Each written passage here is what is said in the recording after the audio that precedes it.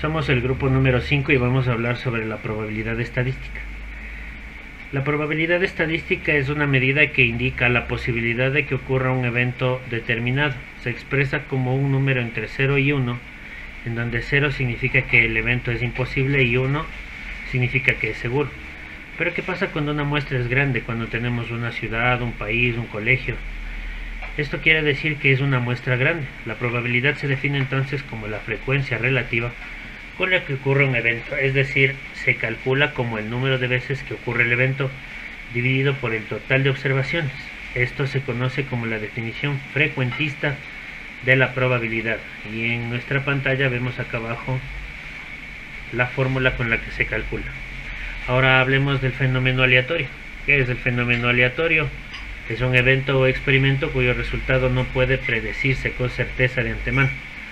Por ejemplo, si lanzo un dado, esto es un fenómeno aleatorio porque no podemos saber con certeza qué número nos va a salir. Adicional a esto tenemos el espacio muestral. ¿Qué es esto? Es solamente el conjunto de todos estos posibles resultados. Por ejemplo, si lanzo el dado, el espacio muestral que vamos a tener es el conjunto del 1 al 6, porque estas son las caras del dado. Estos son los resultados posibles que puedo obtener al lanzar el dado. El suceso aleatorio, por otro lado, es cualquier subconjunto del espacio muestral. Por ejemplo, al lanzar el dado, un suceso aleatorio podría ser sacar un número par que se representa como el subconjunto 2, 4 o 6 del espacio muestral. Buenas tardes, soy Alexa Arce del grupo número 5 y hoy les voy a hablar sobre distribución normal de probabilidades, características y propiedades. La distribución normal es una de las distribuciones de probabilidad más importantes en estadística. También se conoce como distribución de Gauss o curva de campana debido a su forma de características. Esas se utilizan para modelar fenómenos naturales, como mediciones y errores de muchas disciplinas. Forma de campana es simétrica y unimodal, como una única moda en la media. Simetría respecto a la media U. La mitad de los valores están al lado izquierdo. Desviación estándar, 0. Mide la dispersión de los datos. Valores más grandes generan curvas más anchas. Área total bajo la curva es igual a 1, representando la probabilidad total. Propiedades de distribuciones normales. Función de densidad de probabilidad, f de p. X es variable aleatoria y U es la media. El 0 es la desviación de estándar. Por último, cuando se obtiene la distribución normal de estándar, representa por la variable z. Hola, les saluda Lady. Hoy hablaré sobre la teoría de muestreo, la fórmula del cálculo del tamaño de la muestra. Para determinar el tamaño de una muestra en un estudio de muestreo se utiliza la siguiente fórmula, donde se indica que la n es el tamaño de la muestra, la z es el valor crítico correspondiente a nivel de confianza deseado. Por ejemplo, para un nivel de confianza el 95%, el valor z es aproximadamente a 1.96. También tenemos lo que es la P, que es la proporción estimada de la población que tiene las características de interés. Pues bueno, si no se le conoce, se suele usar P es igual a 0.5 para aproximar el tamaño de la muestra. También tenemos lo que es la E, margen de error deseado, también conocido como un error de muestreo. Para ajustar esta fórmula, cuando se trabaja con una población finita e infinita, se utilizan las siguientes fórmulas.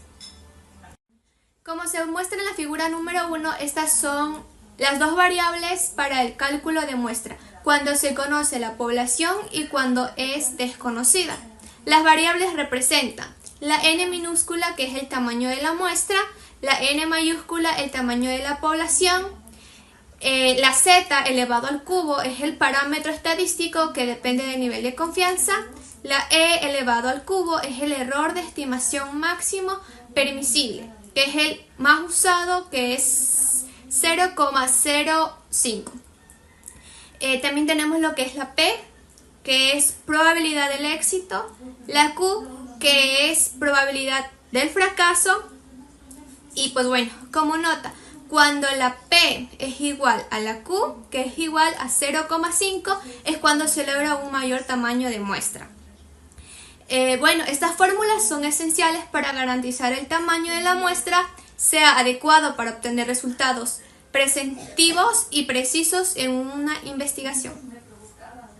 Cuando queremos conocer algo sobre un grupo grande de personas, no podemos analizar a todos. Ahí es donde entra el muestreo. Bueno, hoy te explicaré el muestreo aleatorio simple, que es una técnica justa y fácil de aplicar. El muestreo aleatorio simple es una forma de seleccionar un grupo de elementos de una población de manera completamente al azar. ¿Qué significa esto? Que todos tienen la misma posibilidad de ser elegidos. Un ejemplo que sería que imaginemos que queremos elegir a 5 estudiantes al azar en una clase de 30 personas. Podemos escribir nombres en papeles, mezclarlos y luego sacar 5 al azar.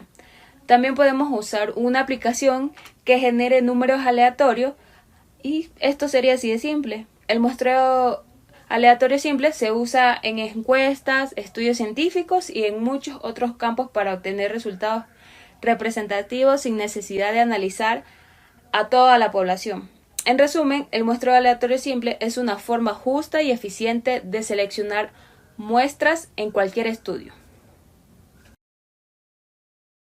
Justamente y les voy a explicar sobre el muestreo estratificado. El muestreo estratificado se utiliza cuando la población se puede dividir en distintos grupos o extractos que son homogéneos entre sí. El propósito de este enfoque es asegurarse de que todas las subpoblaciones estén representadas en la muestra. Se elige una muestra aleatoria simple de cada extracto, lo cual mejora la precisión de las estimaciones. Este método es particularmente útil cuando se conocen las características de los extractos y se desea comparar.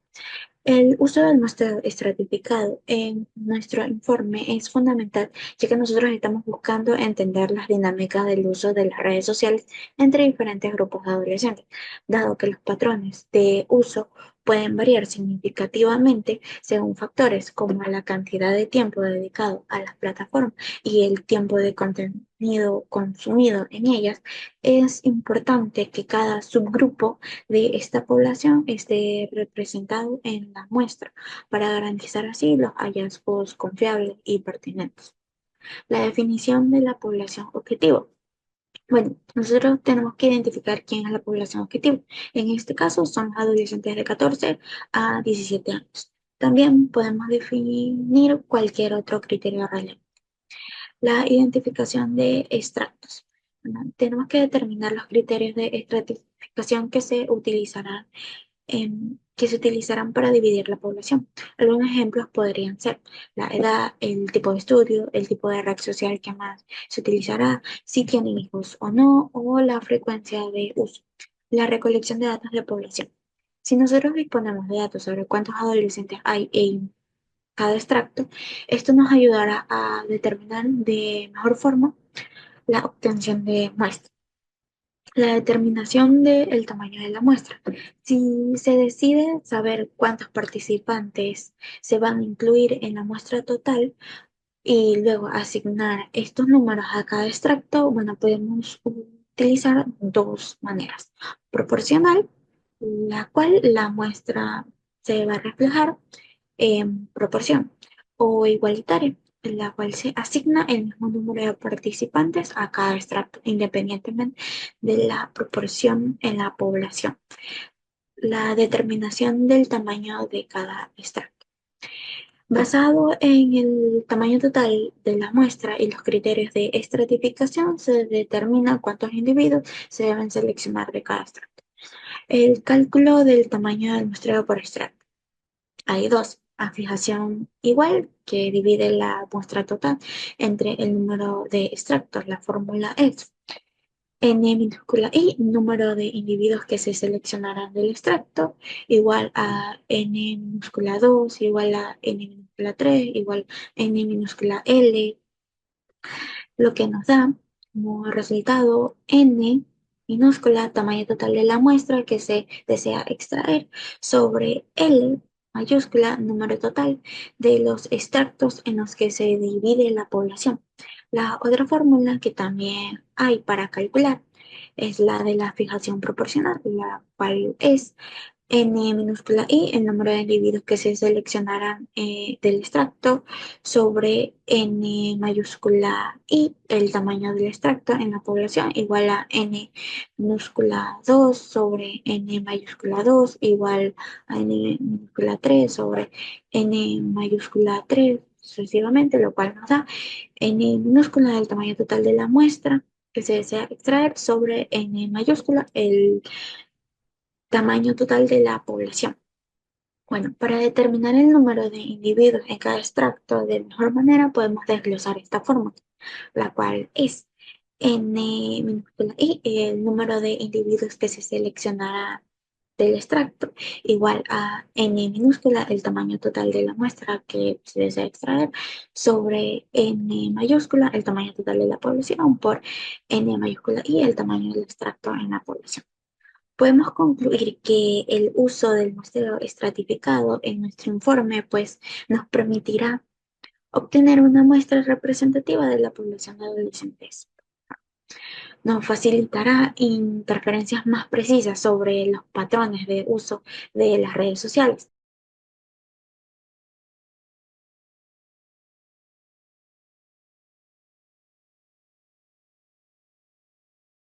Una población. El muestreo implica dividir esta población en grupos o conglomerados y luego seleccionar aleatoriamente alguno de estos grupos para ser estudiados. Cada conglomerado seleccionado se estudia en su totalidad. Existen algunas ventajas y algunas desventajas con este método. En cuanto a las ventajas, se puede decir que es eficiente, ya que esta técnica puede ser más eficiente y menos costosa que otros métodos de muestreo, especialmente cuando la población está dispersa geográficamente. En cuanto a su practicidad, podemos decir que simplifica la logística de recolección de datos al concentrar el esfuerzo en ciertos conglomerados. Las desventajas: tiene menor precisión, puede ser menos precisa ya que el muestreo aleatorio simple en estos conglomerados pueden no ser homogéneos. En cuanto a los sesgos, si los conglomerados no son representativos de la población total, puede introducir sesgos en los resultados. ¿En qué se aplica? El muestreo por conglomerado se utiliza comúnmente en estudios de grandes poblaciones donde sería costoso y poco práctico realizar un muestreo aleatorio simple. Por ejemplo, en encuestas de hogares, estudios de mercados y censos. Para ser más preciso en cuanto a los ejemplos, podría decir que si vamos a hacer encuestas en hogares, en cuanto al contexto, si se desea realizar una encuesta nacional sobre el uso de Internet en los hogares, se podría dividir al país en conglomerados basados en regiones o en ciudades.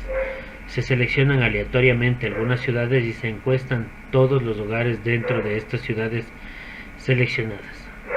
En un estudio de mercado, por ejemplo, si una empresa quiere estudiar las preferencias de productos de diferentes tiendas minoristas, se consideran las tiendas como conglomerados, se seleccionan aleatoriamente algunas tiendas y se recopilan datos de todos los clientes que visitan estas tiendas durante un periodo específico.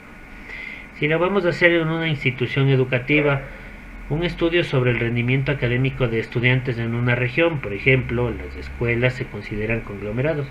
Se seleccionan aleatoriamente algunas escuelas y se evalúa todos los estudiantes dentro de estas escuelas seleccionadas. Con esto llegamos al final de nuestra presentación. Agradezco su atención. Buenas noches.